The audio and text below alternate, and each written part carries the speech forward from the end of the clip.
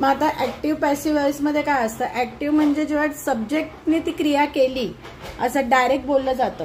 Subject म्हणजे काय? कुठल्याही वाक्यामधलं सब्जेक्ट म्हणजे कोण असतो? डुअर. जो क्रिया करतो त्याला म्हणतात डुअर.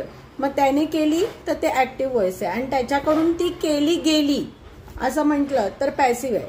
म्हणजे साईशाने स्कूल बॅग भरली हा ऍक्टिव्ह वॉइस आहे. आणि स्कूल बॅग साईशाकडून भरली गेली हा पॅसिव्ह वॉइस आहे. कळलं? किंवा स्कूल बॅग साईशाने भरली हा पॅसिव्ह वॉइस आहे. मग आता इथे सिंपल एक्झाम्पल आहे. I eat mango. ओके. तर आता इथे सब्जेक्ट कुठला आहे किंवा डुअर कोण आहे? डुअर कोण आहे? I eat mango. आय काय आहे? सब्जेक्ट आहे किंवा डुअर आहे. ईट काय आहे? वर्ब आहे. आणि मँगो काय आहे? ऑब्जेक्ट आहे. कारण मी काय खातोय? मँगो. मग आता हे जेव्हा ऍक्टिव्ह व्हॉइस असतो, ऍक्टिव्ह व्हॉइस मध्ये सब्जेक्ट फर्स्ट. ऍक्टिव्ह व्हॉइस म्हणजे सब्जेक्ट फर्स्ट. ओके. आणि पॅसिव्ह व्हॉइस म्हणजे काय येणार? Object first. Passive object first. मग आता इथे सब्जेक्ट फर्स्ट होता आय. आता माझं ऑब्जेक्ट काय आहे? मँगो. मग इथे मी काय लिहिणार? मँगो. आता माझं वर्ब काय आहे? ईट आहे. ईट म्हणजे काय आहे? प्रेझेंट टेन्स मध्ये आहे. प्रेझेंट टेन्स आहे की नाही? मग आता मला ह्याचं पास्ट पार्टिसिपल रूप वापरायचंय. मग आपण सगळे टेन्स बघितले. ईट, एट, इटन होतं. बरोबर.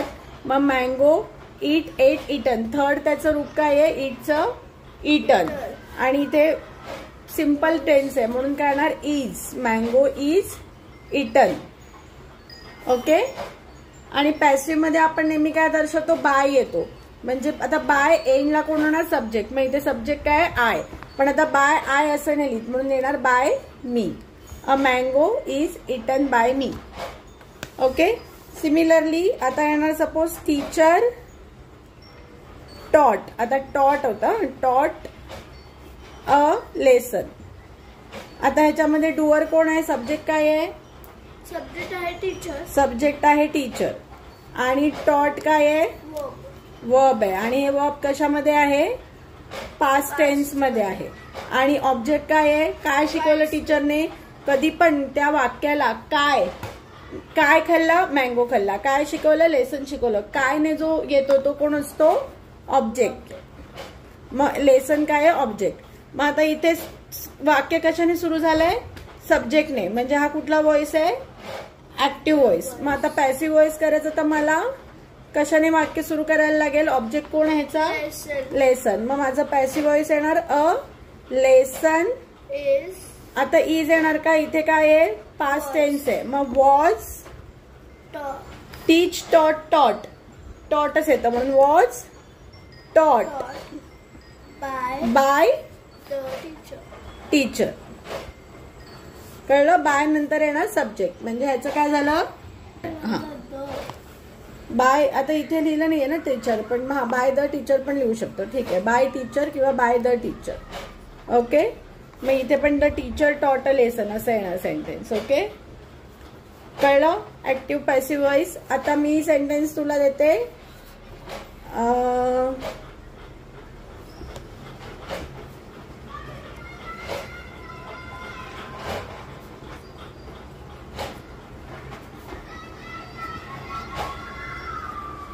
आता ह्याच्यामध्ये मला पहिले सांग कोण डुअर कोण आहे? डुअर आहे विराट. विराट कोण आहे? सब्जेक्ट आहे. आणि वर्ब कुठलं आहे? प्लेड. हे पॅसिव्ह व्हॉइस मध्ये. हा हे वर्ब आहे. आणि इज प्लेड आहे म्हणजे हा कुठला टेन्स आहे? प्रेझेंट. हा. आणि हे काय आहे? क्रिकेट काय आहे? हा ऑब्जेक्ट. ऑब्जेक्ट आहे. आता आणि बाय आलं सेंटेन्स मध्ये म्हणजे तो वॉज काय येणार? पॉसिव्ह व्हॉइस. किंवा ऑब्जेक्टने सेंटेन्स चालू झालं तर काय आहे? Passive voice. आता आपल्याला चेंज करायचं. ऍक्टिव्ह व्हॉइस मध्ये करायचंय. मग पहिले काय येणार? मग आता ऍक्टिव्ह व्हॉइस मध्ये करायचं असेल तर पहिले तर सब्जेक्ट पहिले येणार म्हणजे विराट. सब्जेक्ट नंतर वर्ब येणार. आता इज प्लेड आहे. इज वरून आपल्याला कळतं की हा वर्तमान काळ आहे. मग प्लेचं रूप काय येतात? Play, played, played. म्हणजे याचं पहिलं रूप काय आलं? प्ले. म्हणजे विराट प्ले.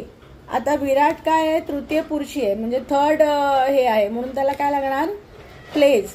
ही, शी, इट किंवा कुठलंही नाव असेल तर काय लागतं? वर्तमान काळामध्ये सिम्पल टेन्स मध्ये काय लागतं? प्लेज. विराट प्लेज क्रिकेट.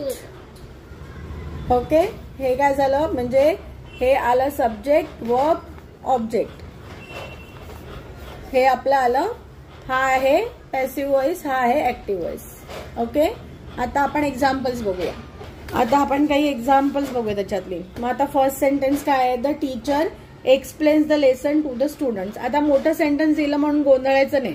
पहिले काय शोधायचं त्या ह्याच्यामध्ये? कोण केलंय, कोणी केलं, काम करणारं कोण आहे, काम काय झालंय पहिले, तर इथलं वर्ब कुठलं आहे? वर्ब काय आहे? एक्सप्लेन वर्ब आहे. हा, मग काय हा एक्सप्लेन करणारी कोण आहे? टीचर. टीचर. मग टीचर काय आहे इकडे? सब्जेक्ट आहे. म्हणजे सब्जेक्टने वाक्य सुरू होतं, म्हणजे हे ऍक्टिव्ह व्हॉइस आहे. इथे एक्सप्लेन्स आहे. एक्सप्लेन्स काय आहे? प्रेझेंट टेन्स आहे. वर्ब आहे आणि प्रेझेंट टेन्स आहे. आणि आता इथे हे काय आहे? काय शिकवलं टीचरने? लेसन. म्हणजे ऑब्जेक्ट काय आहे? मग आता पॅसिव्ह व्हॉइस मध्ये कन्वर्ट करताना काय झालं पाहिजे आपलं? बाय आलं पाहिजे. नाही, पण वाक्य सुरू कशाने झालं पाहिजे पॅसिव्ह व्हॉइस मध्ये करताना? ऑब्जेक्टने. मग आपलं काय येणार? The lesson. आता इथे वर्तमान काळ आहे, प्रेझेंट टेन्स आहे, म्हणून काय येणार? इज. इज. ओके, आणि एक्सप्लेनचं काय येणार? Explain, explain, explain. तिसरं रूप काय आहे? Explain. By the lesson is explain. कोणी केला? आता बाय काय येणार? Bye the teacher. आता हे एक्स्ट्राचं वाक्य आहे. राहिलेलं वाक्य काय? एक्स्ट्राचं. ते एंडला लिहून द्यायचं. To the students. ओके, आलं लक्षात कसं केलं? The lesson is explain by the teacher to the students. आलं लक्षात? आता पुढचं वाक्य. मग आता सेकंड सेंटेन्स आपल्याला दिलंय. A letter is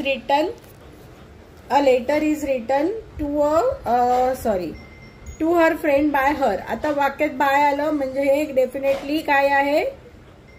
passive voice आहे. आणि दिलं पण आहे त्याने चेंज इनटू ऍक्टिव्ह. मग आता अ लेटर पॅसिव्ह व्हॉइसचं सेंटेन्स कशाने सुरू होतं? नेहमी ऑब्जेक्टने. म्हणजे इथे लेटर काय आहे? ऑब्जेक्ट आहे. वर्ब काय आपलं? इज रिटन आहे, परत प्रेझेंट टेन्स आहे. आणि आता मोठी मोठी वाक्य देतील, आपण गोंधळायचं नाही. बाय हर, बायच्या पुढचा जो सेंटेन्स आहे तो सब्जेक्ट आहे, बरोबर, तो डुअर आहे. मग आपल्याला जेव्हा पॅसिव्ह ऍक्टिव्ह मध्ये कन्वर्ट करायचं असेल तेव्हा ऍक्टिव्ह व्हॉइसचं सेंटेन्स कोणामध्ये चालू होतं? ऍक्टिव्ह व्हॉइस कोणाने चालू होतं? सब्जेक्टने. मग आता आपण काय लिहिणार? आता बाय हर आहे तर आपण हर असं लिहितो का? नाही, आपण लिहिणार शी. ओके, शी. मग आता इथे वर्ब आहे इज रिटन, म्हणजे तो प्रेझेंट टेन्स आहे. आणि राईट, मग राईटचं प्रेझेंट टेन्स राईट, रोट, रिटन. मग पहिलं रूप काय आलं? राईट. पण आता शी आहे, मग ही शीटला काय तर राईटला काय लागणार? एस. आता काय ऑब्जेक्ट काय आहे? ह्याच्यानंतर काय येणार? ऑब्जेक्ट काय आपलं? काय लिहिलंय? Letter. She writes a letter. आणि मग त्याच्यानंतर जो फाफट पसार आहे टू हर फ्रेंड, हे पुढे लिहायचं. To her friend. कळलं? सो आता आपला नेक्स्ट सेंटेन्स काय आहे? द फिअर शाल बी ओव्हरकम बाय अस. मग आता द फिअर आणि बाय आहे म्हणजे हे काय? पॅसिव्ह व्हॉइस आहे. बाय अस म्हणजे हा सब्जेक्ट आहे. मग आता ऍक्टिव्ह व्हॉइस मध्ये कन्वर्ट करताना आपण काय लिहिणार? असचं काय होणार? आमच्याकडून केलं गेलं म्हणजे काय? वी. Okay, we. आता शाल बी ओव्हरकम, मग overcome, overcome, overcame, overcome. Again म्हणजे ह्याचं पहिलं रूप काय येणार? प्रेझेंट टेन्स काय? ओव्हरकम. आणि आपल्याला सिम्पल फ्युचर टेन्स हवाय. सिम्पल फ्युचर टेन्स हवाय ते शाल बी आहे. ओके, शाल बी म्हणजे हे काय आहे? Future tense. नुसता फ्युचर टेन्स नाहीये ना. शाल बी ओव्हरकम म्हणजे काय? फ्युचर. ओके, मग आता इथे शाल बी ओव्हरकम, बी नाही येणार. We shall overcome.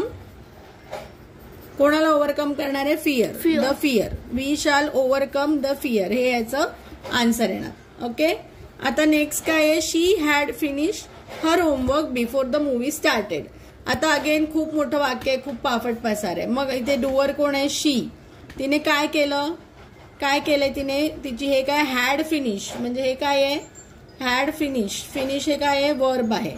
काय फिनिश केलंय, हर होमवर्क. ओके, मग आता हे काय आहे, आता पॅसिव्ह व्हॉइस मध्ये करताना काय येणार, her homework. Her homework was. Correct, was, कारण हे भूतकाळ आहे. Her homework was finish, By was finish by her. Bye her. Before आणि नंतर सगळं the sentence movie before the movie started, ते सेंटेन्स तसं लिहून टाकायचं. ओके, सो अगेन आता हे जे सेंटेन्सेस आहेत आपण ह्याच्यात बघूया. हे एक्झाम्पल आहेत सगळे ऍक्टिव्ह व्हॉइसचे. हर बिहेवियर शॉक्ड मी म्हणजे काय शॉक झालंय, कशाने शॉक केलंय, हर बिहेवियर ने शॉक केलंय मला. म्हणजे मग काय येणार याचं पॅसिव्ह व्हॉइस मध्ये करताना, I was shocked by her behaviour, हे पॅसिव्ह व्हॉइस होणार. वू टॉट यू मॅथ. ओके, म्हणजे आता वू टॉट यू मॅथ. सो आता इथे हे क्वेश्चन मार्क आहेत. सो मिळणार आता काय कशाबद्दल विचारलंय, math. Math was taught by whom. Okay, maths was taught by whom असं येणार. इथे काय तर teacher took and informal poll. And informal poll was taken by the teacher. Okay, आता हे उलट आहे, हे आहे passive voice. I was shocked by her behaviour म्हणजे her behaviour shocked me. By whom were you thought maths. हा, हे पण करू शकतो, पण हे सोपं कन्व्हर्जन हे होतं. ओके, जे आपण मगाशी केलं. सो हे ऍक्टिव्ह पॅसिव्हचं एक्झाम्पल झालं. परत सांगते, जेव्हा सब्जेक्ट म्हणजे ती क्रिया करणारा जो डुअर असतो त्याने सेंटेन्स चालू होतं तेव्हा ते ऍक्टिव्ह व्हॉइस असतं.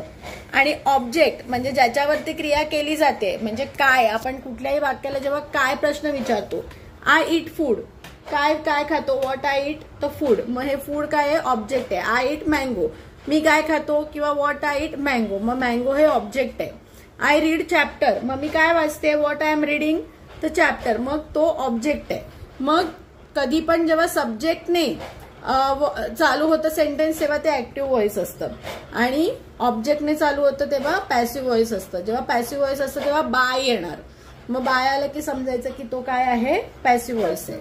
मग आता ऍक्टिव्ह व्हॉइस मध्ये कसं येतं की डायरेक्ट सेंटेन्स आहे आणि ते सेंटेन्सचा जो वर्बचा जो टेन्स आहे त्याच्याप्रमाणे आपल्याला पॅसिव्ह व्हॉइस मध्ये इज वापरणार, वॉज वापरणार का काय वापरणार हे बघायचं.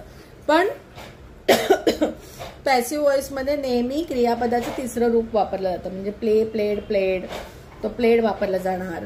ईट, एट, इटन, इटन वापरलं जाणार. ओके, सो हे ऍक्टिव्ह पॅसिव्ह व्हॉइस आहे. जर तुम्हाला आमच्या व्हिडिओज आवडत असतील तर लाईक अँड शेअर करायला विसरू नका आणि आमच्या चॅनलला सबस्क्राईब करायलाही विसरू नका आणि दुसऱ्या मुलांना शेअर करा, त्यांनाही आवडेल. म्हणजे सगळीकडे तर आपल्याला भरपूर व्हिडिओज आहेत पण मुलांना, माझ्या मुलीला जसं कळेल त्या शब्दात मी समजून सांगते. अँड आय रिअली होप की ते दुसऱ्यांनाही मदतीला येईल. थँक्यू.